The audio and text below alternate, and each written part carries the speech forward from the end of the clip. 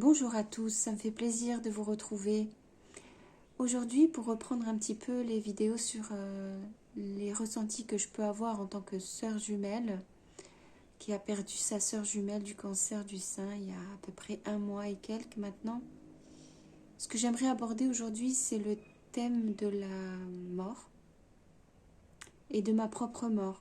En fait, j'ai des sentiments bizarres et des idées bizarres qui passent dans ma tête. Mais ça me paraît évident maintenant que je vais mourir moi aussi un jour. Et je suis un peu terrorisée. Enfin, terrorisée, je ne sais pas si c'est vraiment le mot exact quand même, j'exagère. Mais disons que je suis vraiment perturbée parce que bon, là tout de suite, j'accepte très bien l'idée de mourir parce que vous le savez, si vous avez perdu un proche, quelqu'un de très proche de vous et ou si un défunt qui vous manque beaucoup, euh, mourir n'est pas une punition pour nous. Si je mourais maintenant, dans ma tête, hein, bien sûr, je me dis, c'est très bien parce que j'ai envie de retrouver ma sœur. Donc je suis encore dans cette étape où je me dis, mourir, pourquoi pas, je m'en fous complètement. Mais c'est pas ça que je voulais dire maintenant. C'est juste que je suis en train de m'apercevoir que bon, il va falloir quand même que je meure de toute façon, d'une façon ou d'une autre. Et c'est vrai que c'est un peu flippant de pas savoir dans combien de temps je vais mourir. Il y a un côté comme ça où je suis découragée parce que je me dis, mais en fait, j'ai pas envie de faire des efforts, de démarrer quelque chose, construire quelque chose, etc. Et puis pour rien en fait. Et je sais, c'est complètement débile. En plus, moi, d'habitude, je réfléchis pas du tout comme ça. Et je me rends bien compte que, disons que j'ai les réponses à mes propres questions, mais ça fonctionne pas là. C'est bizarre. D'habitude, je dirais, ben non, c'est pour vivre le jour présent que je fais les choses. C'est parce que faire quelque chose aujourd'hui me fait plaisir et que ça nourrit ma vie. Peut-être me projeter sur un court terme, pourquoi pas. Ou même me projeter dans un très long terme. Mais c'est le fait de faire cette chose-là, de me construire ou de construire des projets, ou c'est ça, si ça me rend heureuse au quotidien maintenant, c'est ça que je dois faire. Mais là, ça marche pas. Ça marche pas parce que j'ai envie de dire, mais c'est fatigant. C'est fatigant et puis je suis même pas sûre d'arriver au bout. Donc finalement, est-ce que ça vaut la peine de se mettre dans quelque chose? Voilà, je suis découragée parce que maintenant, voilà, je pense à la mort tout le temps et j'ai pas envie de faire d'efforts. Surtout, c'est pas ça, c'est très difficile de mettre des mots dessus, mais c'est cette impression que, bon, de toute façon, je vais mourir, mais le pire, c'est que je sais pas quand. Je ne sais pas quand, donc ça donne cette envie de rester dans son coin, de rester dans son coin et d'attendre. Voilà, de se rouler en boule. Ouais, je sais, c'est con ce que je raconte, mais ça donne envie de se rouler en boule dans un coin et d'attendre.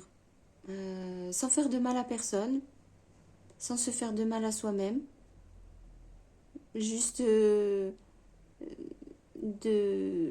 faire le moins de vagues possible, d'emmerder le moins de monde possible et d'être tranquille dans un coin refuge. En fait, c'est ça. C'est trouver un refuge et s'y blottir et attendre. Le problème, évidemment, c'est que si c'est pas longtemps, ça va, mais effectivement, si c'est pour attendre hyper longtemps, ça fonctionne pas. Voilà, je partage avec vous ce genre d'idées stupides qui me passent par la tête, mais je vous assure que je le ressens vraiment et que ça m'occupe l'esprit vraiment tous les jours. Et l'autre chose aussi qui me passe par la tête sur le sujet de la mort, c'est qu'il y a quelque chose qui m'embête, c'est de me dire, ma sœur, entre guillemets, elle va galérer là tant que je suis malheureuse. Ça l'empêche en fait de vraiment vivre sa vie d'âme en fait libre. Parce qu'il faut que vous sachiez que moi je crois beaucoup euh, à la vie après la mort, donc la vie après la vie en fait. Et je pense beaucoup que les âmes vivent, évidemment, ne meurent pas avec le corps physique. Et je me dis juste que là, en étant en train de chialer, ça fait qu'alourdir son début de vie dans l'au-delà et enfin son intervie, on va dire. Et surtout, je me dis que de ce que j'ai appris, enfin de ce que j'ai appris, c'est qu'il est possible que les âmes de notre propre famille, ceux qui sont proches de nous en tout cas, ben, attendent qu'on termine notre cycle de vie pour pouvoir passer à autre chose. Et je me dis, ben, si je me tape encore 40 ans de vie, ben, je la fais traîner, ma sœur, en fait. J'ai pas tellement envie de la torturer. Alors, vous voyez, c'est ce genre de pensée comme ça où je me dis, bon, ben, on a qu'à en finir rapidement. Ça, c'est plié. Maintenant qu'elle est partie, c'était pas prévu qu'elle parte à l'âge de 46 ans. Bon, ben, maintenant que c'est fait, je vais pas me taper 40 ans de plus derrière. Et elle va attendre derrière. Enfin, bon. Voilà, ce genre de stupidité qui me passe dans la tête. Et alors, l'autre truc qui m'effraie, mais terriblement, et honnêtement, si... Ben, je sais que vous n'aurez pas de réponse à me donner, mais c'est pareil. Si vous avez des commentaires, je suis vraiment heureuse de les lire. C'est l'autre chose qui m'effraie, c'est la maladie. Voilà. Parce que là, je suis effrayée à l'idée de mourir par maladie. Maintenant que j'ai vu à quoi ça ressemble, je suis traumatisée, je crois, et je crois que j'aurai pas la force. Alors, je sais que c'est pas sympa si vous êtes en train de m'écouter, que vous êtes malade. Je vous assure que vous m'auriez connu avant. Et je n'avais pas du tout ce discours. Je suis normalement quelqu'un d'extrêmement optimiste et très volontaire, déterminée et plutôt gaie, heureuse. Et la maladie, pour moi, c'est pas une fatalité. Voilà. Mais là, j'ai que cet exemple-là, c'est que ma sœur était en très bonne santé toute sa vie. Elle tombe malade, elle meurt. Je sais que plus je m'entends parler, plus je me rends compte que c'est hyper naïf ce que je raconte. Mais je suis vraiment en toute transparence devant vous. Je vous assure que c'est très difficile de se mettre à nu comme ça. C'est que, voilà, je vous raconte des choses dont je ne suis pas fière du tout. Parce que je sens bien que ça tourne pas rond, que c'est pas logique et que ça n'a aucun sens. Mais vous savez, cette histoire de maladie, je l'ai vue, ma sœur, à partir de la 3e année, vraiment perdre le contrôle du corps, souffrir et, j'allais dire envisager la mort, non, parce que jusqu'à la fin, elle n'a jamais parlé de la mort, jamais.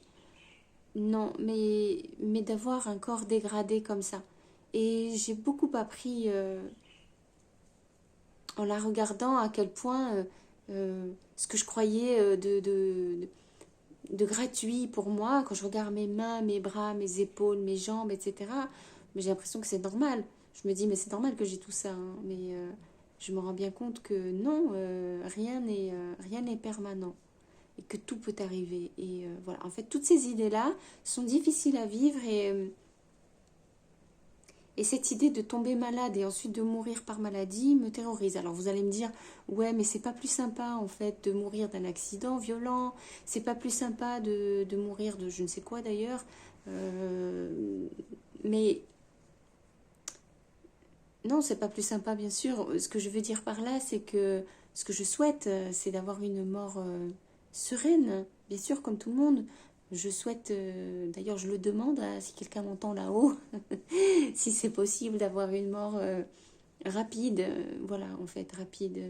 Mais pas la maladie, parce que la maladie, c'est quelque chose qui vous fait peur, parce que vous voyez quelque chose qui dégénère, vous perdez petit à petit quelque chose. Alors moi, c'est ça que je voudrais éviter. Alors je vois pas, je crois pas qu'il y a vraiment des morts très sympas. Il y en a une, je trouve, c'est quand on a le cœur qui s'arrête, mais en fait c'est ce qui s'est passé pour ma soeur jumelle. Mais elle a eu le cœur qui s'arrête après une journée passée dans le coma. Son cœur s'est ralenti sur quelques heures et ensuite il s'est arrêté. Et donc elle a arrêté de respirer. J'arrive même pas à croire que je suis en train de raconter ça. Et avoir le cœur qui s'arrête, voilà. Je pense que ça c'est bien. Je sais pas comment ça s'est passé pour vous, votre proche. Est-ce que vous aussi, vous l'avez vu décliner, voir son cœur son pouls qui bat de plus en plus lentement et puis à un moment donné, il s'arrête. C'est effrayant. Enfin non, c'est pas le mot, c'est juste que quand j'y pense, je me dis, mais comment c'est possible qu'on soit vivant à un moment donné, mort après? Ça, c'est toujours pareil, je comprends pas. En tout cas, voilà, le témoignage que j'ai aujourd'hui, c'est sur le sujet de la mort. Je tourne autour de cette idée et je ne sais pas quand est-ce que je vais mourir, je ne sais pas quoi faire en attendant. Il faut savoir que comme j'ai consacré quand même ces 4 dernières années totalement à ma sœur, j'ai stoppé l'élan de ma vie. J'étais en couple mais on a rompu, donc je n'ai pas construit quelque chose en fait. D'ailleurs c'est dans ma façon de vivre, hein. C'est pas que je suis en manque de construction, c'est que ça ne me dérange pas, j'aime bien être libre et vivre une vie d'expérience. Mais donc c'est pour ça que là, je me dis, je suis pas dans l'obligation de construire quelque chose. Et en même temps, si je fais rien, je m'ennuie. Une vie à s'ennuyer, ça n'a aucun sens non plus. Je sais pas quoi faire. Je sais pas quoi. Je peux pas mourir non plus, hein, parce qu'on est d'accord. euh, il faut vraiment avoir une dépression profonde pour songer à mourir, à se donner la mort. J'ai pas ça, moi j'ai juste la détresse, j'ai la détresse énorme. Pour l'instant en tout cas, je n'ai pas cette envie de mourir par moi-même quoi. J'espère que ça va durer. Bon, bah, j'arrête là cette vidéo. Je vous remercie si vous mettez un pouce évidemment et si vous vous abonnez. Euh, J'aime bien lire vos commentaires, encore une fois, je vous le dis. Je vous assure qu'au-delà de ce que vous écrivez, je ressens vraiment ce que vous essayez de me dire et c'est une source de réconfort. En fait, c'est ça. Je vous fais des gros bisous et je vous dis à demain.